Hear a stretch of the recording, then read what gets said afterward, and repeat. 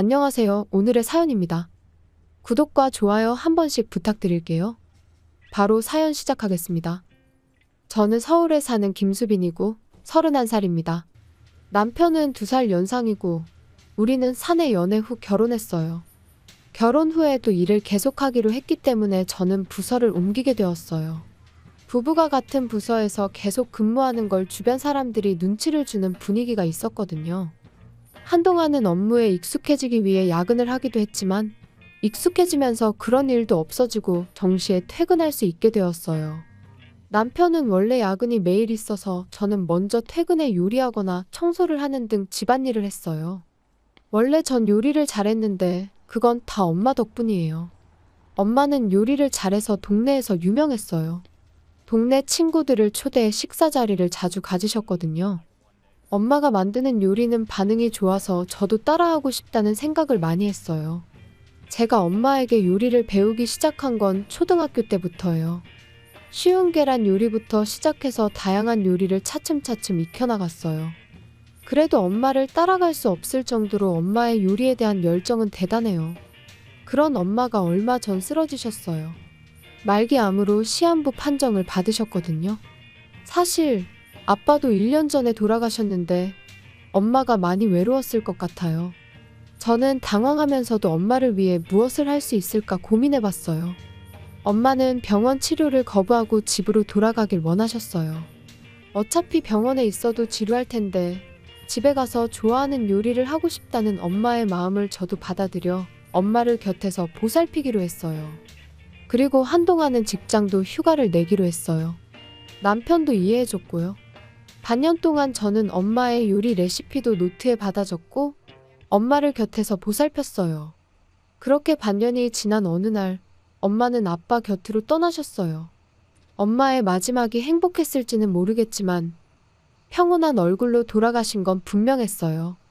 이제 제게 남은 건 많은 요리 레시피와 유산이었어요. 엄마에게 물려받을 유산이 꽤 있었고 외동딸인 제가 모두 물려받게 된 거죠. 남편에게 물려받을 유산에 관해 이야기했는데 금이나 값비싼 액세서리는 은행 대여금고에 보관하는 게 안전하지 않겠냐고 하더라고요. 저는 남편의 조언에 따라 대여금고를 빌리기로 했어요. 그리고 대여금고 열쇠는 집에 있는 금고에 넣어 보관하기로 했고요. 그 사실을 아는 사람은 남편과 저뿐이어야 했어요. 그런데 남편이 실수로 시어머니에게 말했던 거예요. 유산 전부를 이야기한 건 아니지만 시어머니는 상당한 금액이 제 손에 있다는 걸 알게 된 것이죠. 원래 전 시어머니와 사이가 좋지 않았어요. 그런데 요즘은 시어머니가 집에 자주 오시더라고요. 또 약속을 잡아 커피 한잔 하자고 하기도 하고요. 이런 것들이 제 유산을 노린 것인지는 모르겠지만 시어머니의 행동은 분명 이상하다는 생각이 들었어요. 참고로 시댁은 시아버지와 도련님이 한 명 있어요. 시아버지는 과묵한 분이라 여러 번 마주치긴 했지만 대화할 기회는 별로 없었어요. 도련님도 별로 안 친하고요.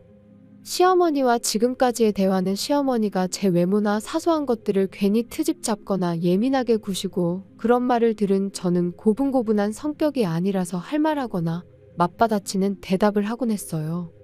시어머니를 말로 이기려 들면 이야기가 길어질 수 있다는 걸 알지만 할 말은 해야 하는 성격이거든요.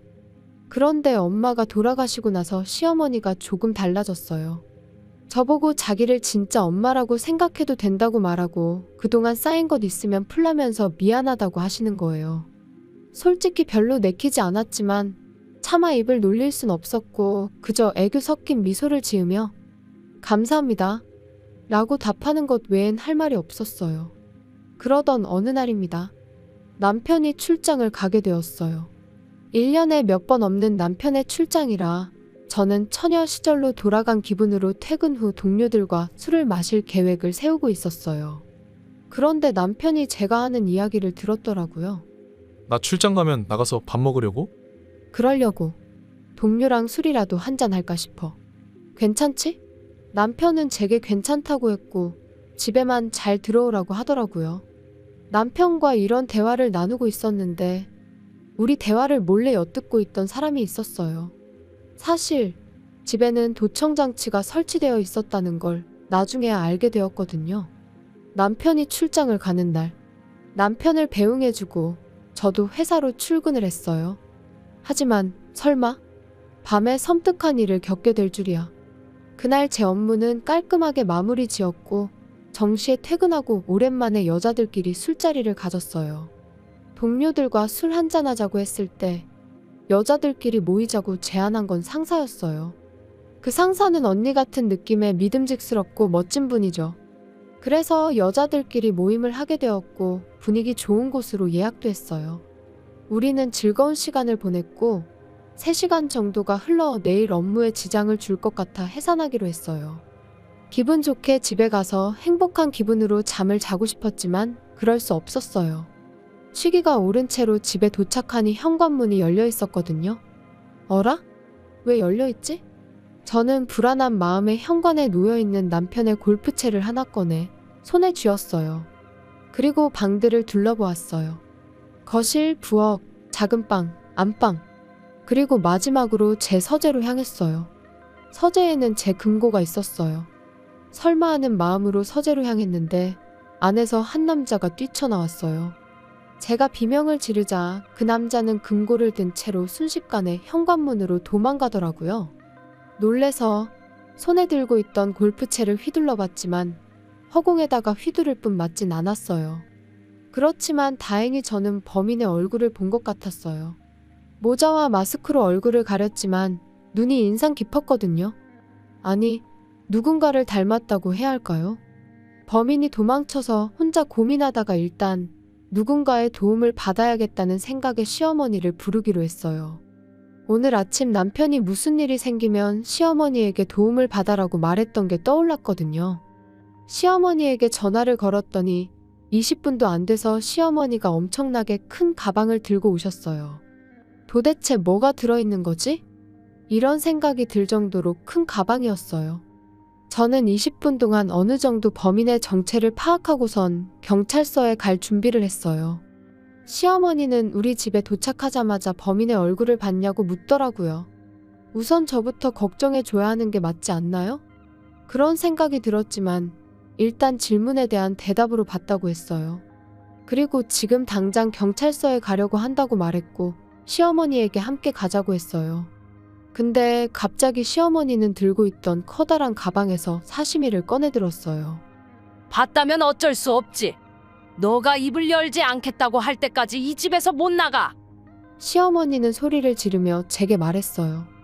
이럴 때 왜 아까 그 골프채가 손에 없는 거야. 놀란 마음으로 공포에 휩싸였을 때 시어머니가 조금씩 가까이 다가왔어요.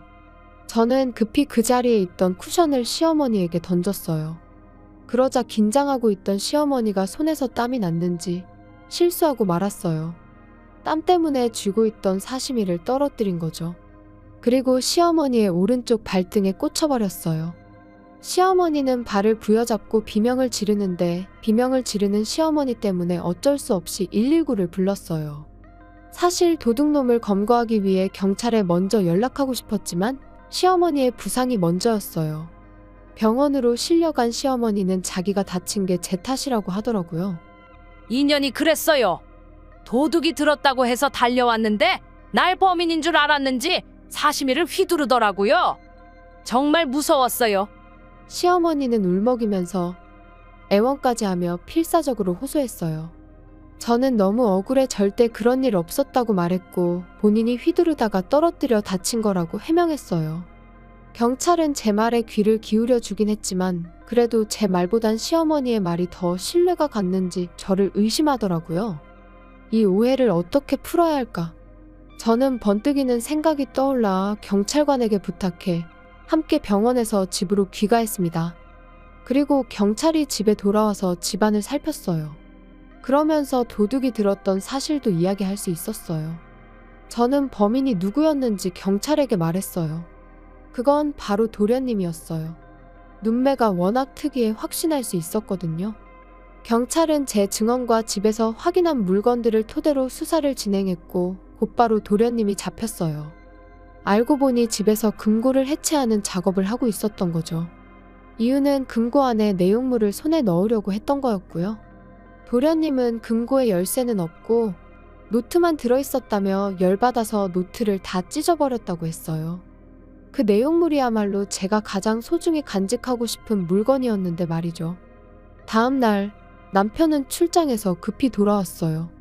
그리고 남편에게 모든 상황을 이야기했어요. 먼저 집에서 경찰관에게 확인받은 물건은 소형 방범 카메라였어요. 금고를 놓을 때 남편이 혹시나 하는 마음에 방범 카메라 설치도 권유했었거든요. 현관과 금고가 놓여있던 서재에 각각 셀프로 설치했었는데 이번에 시어머니의 소행이 현관 쪽 카메라에 담기게 된 거죠. 시어머니의 행동이 모두 찍혀 있었기 때문에 제 누명도 벗을 수 있었고 도련님은 절도죄로, 시어머니는 상해죄로 체포되게 되었어요. 다음으로 도련님이 훔쳐간 금고에 관한 이야기예요. 사실 우리 집에는 금고가 2개가 있었는데 하나는 도련님이 가져간 거고 다른 하나는 대여금고 열쇠가 들어있는 금고예요. 대여금고 열쇠가 들어있는 금고는 서랍형 금고인데 서재 책상 서랍 안에 자리 잡고 있어요. 도련님이 가져간 금고에는 제게 소중한 물건들이 들어있는데 그건 엄마가 남겨주신 엄마의 요리 레시피 모음집이에요. 그런데도 그냥 노트인 줄 알고 도련님이 찢어버린 거죠. 왜 도련님이 우리 집에 도둑질을 왔는지에 대해 이야기를 들어보니 도련님은 원래 직업도 없이 방황하던 중에 최근 경마에 빠져서 빚이 생겼다네요.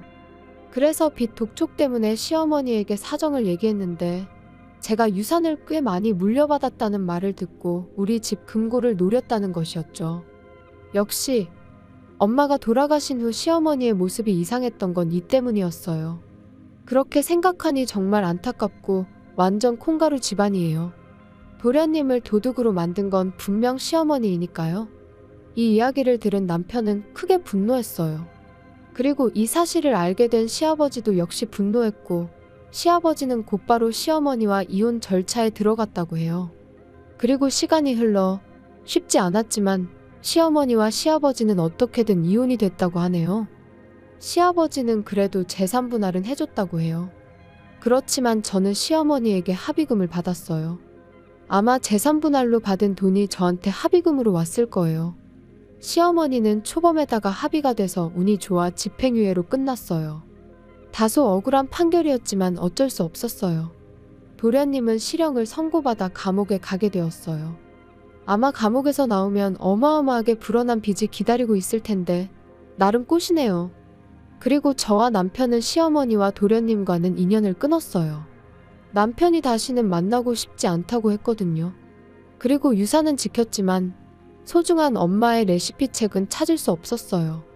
다행히도 메인 요리들은 제 머릿속에 있어서 남편과 함께 주말이면 맛있는 요리를 먹으며 평화롭게 지내고 있습니다.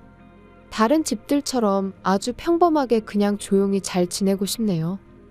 시청해주셔서 감사합니다. 그럼 다음 영상에서 다시 뵙겠습니다.